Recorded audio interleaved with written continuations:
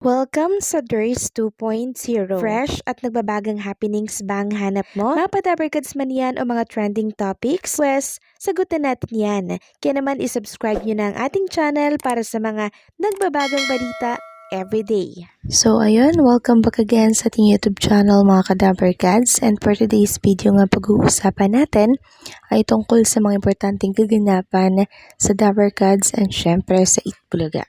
So, unahin natin pag-usapan ng tungkol po dito sa bagong gawang YouTube channel na pagmamayari po ni Jose Manalo.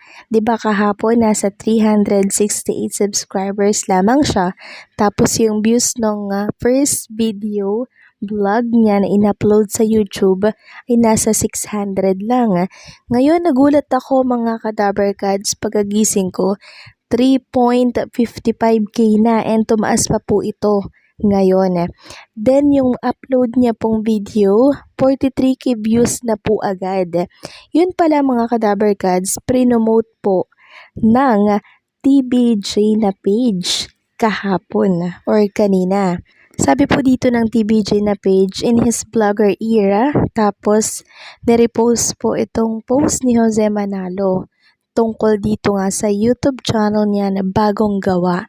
So, napaka-instant views na talaga yung makukuha, instant subscribers ng mga celebrity katulad po ni Jose Manalo. So, mabuti po mga kadabarkads na nakapag-desisyon na po si Jose Manalo na pasukin at simulan ang pagbablog kasi malaking tulong din po ito, lalo na pag sumahod na po si Jose Manalo sa YouTube channel. Kayang-kaya pong sumahod ni Mayor Jose Manalo ng milyon-milyon kung masipag siyang mag-upload ng mga ganap ng kanyang pamilya. Samantalang lubos po ang pasasalamat ng TBJ Production or ng Itbulaga dito po sa Fisher Mall, Malabon. Sabi nga dito, maraming salamat sa mga Dabarkads sa Fisher Mall, Malabon. Feel na feel namin ang love ninyo. So, mainit po kasing tinanggap doon ng mga Dabarkads natin. So, after po ng Fisher Mall, Malabon, panibagong mall na naman po yung kanilang susugurin mga Kadabarkads hanggang sa malibot nila buong bansa na mall. No, talagang pupuntahan po yan ng mga Dabarkads natin kasi ang init po ng panahon. 'Di ba? Kaya kailangan po nila sa mga mall sila sumugod para nang sa ganun ay proteksyon na din po yon sa mga Dabarkads natin na nagpaparegister. Samantalang ang mga SQ po natin mga Dabarkads nagkaroon po ng bonding kahapon after siguro ito ng Itbulaga. So parang pumunta sila sa Mall of Asia, then nag-skating po sila dito. Yan yung naging bonding nila. Ang wala lang dito mga Kadabarkads ay si SQ Ana. Grabe ang saya nila mga Kadabarkads. Nakakatuwa lang kasi yung pagkakaibigan po nila na buo dito sa Itbulaga.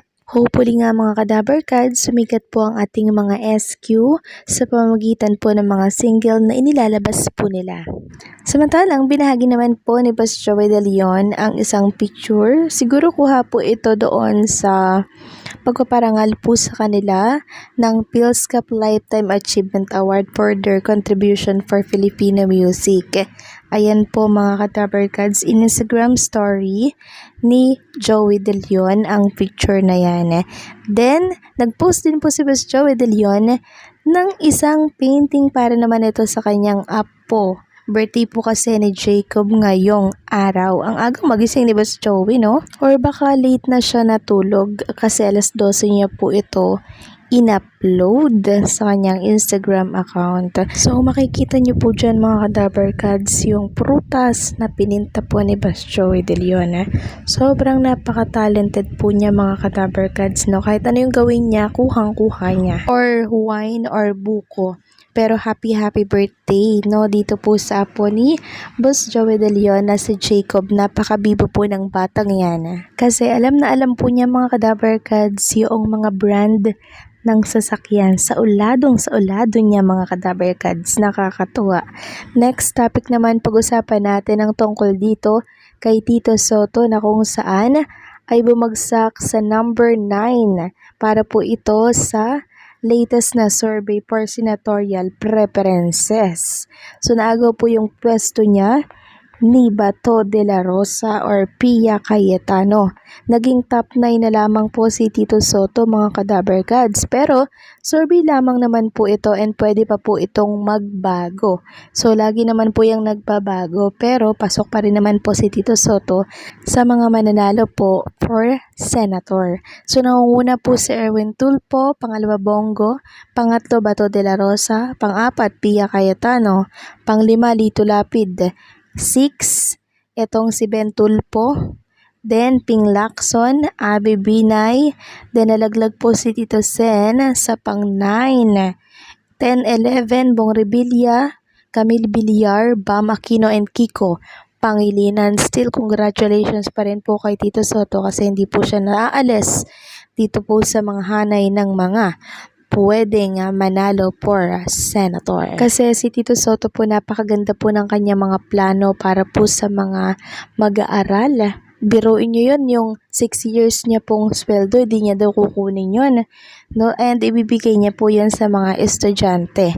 Tapos di pa siya nanalo pero may mga batas na siya na gusto niyang ipasa po, no? So marami niyang plano mga Kadaber Gods, kaya pag-isipan niyo pong mabuti kung hindi niyo siya iboboto. Iboto po natin yan mga Kadaber Gods, okay? Next topic naman, pag-usapan natin ang tungkol po dito sa kasuhan na aking nabalitaan mula ito sa Celeb News. Sabi niya dito, gulatan sa mundo ng showbiz at politika. Vico Soto posible daw pong makasuhan matapos ang shocking na pangyayari kay Atasha. Si Aga todo protect sa anak, galit na galit, kompletong detalye na sa link sa baba comment. Grabe mga Kadaber Kids yung mga ka-fake news. Ano? Talagang wala pong tigil eh. Maging si Mayor Vico Soto pinapalabas nila ng mga kasuhan daw. Grabe na talaga to. Maging si Atasha po ay dinadamay nila sa kalokohan po nila. So baka itong nag-post na to yung pwedeng makasuhan kasi fake news yung mga pinagkakalat niya po dito sa mundo ng social media. Kaya nauunawaan ko talaga si Tito Soto kung bakit gustong-gusto niyang i-push yung anti-fake news law na yan, and makulong po itong mga nagpapakalat ng fake news kasi sila number 1 yung punteriya ng mga fake news maker na to. Yung mga Soto po talaga mga Kadaber Gods, and syempre yung ilang host ng Itbulaga. So once po na naisabatas yan, pwede po silang makasuhan agad-agad dyan. Kasi nga po maling impormasyon yung mga pinagkakalat nila. Biruin nyo, si Mayor Vico Soto pero po yung pwedeng makasuhan. Nakakatawa na lang po talaga yung mga fake news na nagkalat ngayon sa mundo ng social media. Kaya maging matalino kayo mga Kadaber Gods.